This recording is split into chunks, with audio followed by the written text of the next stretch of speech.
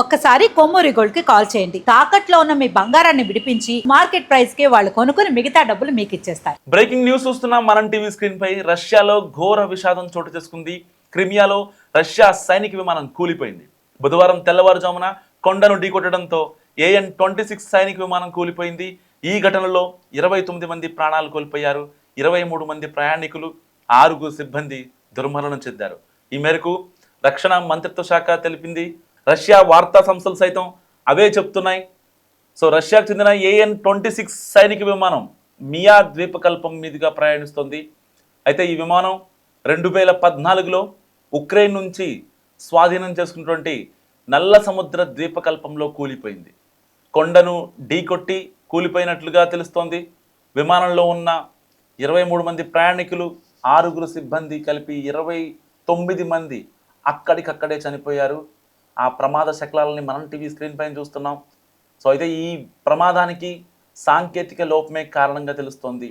అయితే ప్రమాదానికి గల కారణాలను మాత్రం రష్యా ఇంకా వెల్లడించలేదు. రష్యా రాజధాని మాస్కో కాలమానం ప్రకారం మార్చి 31న సుమారు 6 గంటలకు, సాయంత్రం 6 గంటలకు ఈ విమానం క్రిమియా ద్వీపకల్పం మీదుగా వెళ్తున్నట్లు సమాచారం. సో కొద్దిసేపటికే రాడార్తో అండ్ మిలిటరీ ATCతో విమానంతో సంబంధాలు తెగిపోయినట్లుగా రక్షణ మంత్రిత్వ శాఖ తెలిపింది. వెంటనే సహాయక బృందం AN-26 విమానం కూలిపోయిన ప్రదేశాన్ని గుర్తించింది.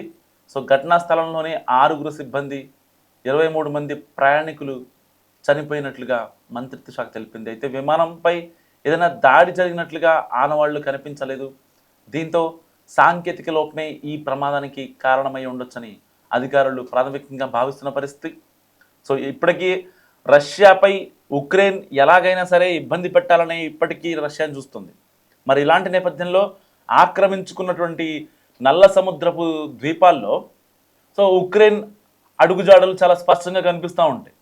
ఉక్రెయిన్ ఎంతవరకు రాడార్లతో అమెరికా నుంచి రాడార్ ఇన్ఫర్మేషన్ తెప్పించుకొని, అంటే వాళ్ళ దగ్గర ఉంటాయి అవన్నీ బేసిక్ రాడార్లు అన్నమాట.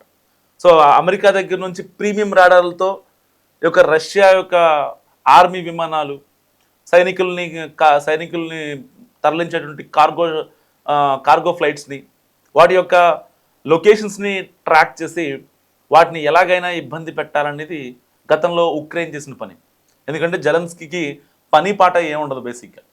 సో అలాంటి నేపథ్యంలో రష్యా నుంచి వెళ్తున్న సైనిక విమానాన్ని కూల్చేస్తుంది ఉక్రెయిన్ అన్న అనుమానాలు కూడా వ్యక్తమవుతున్నాయి.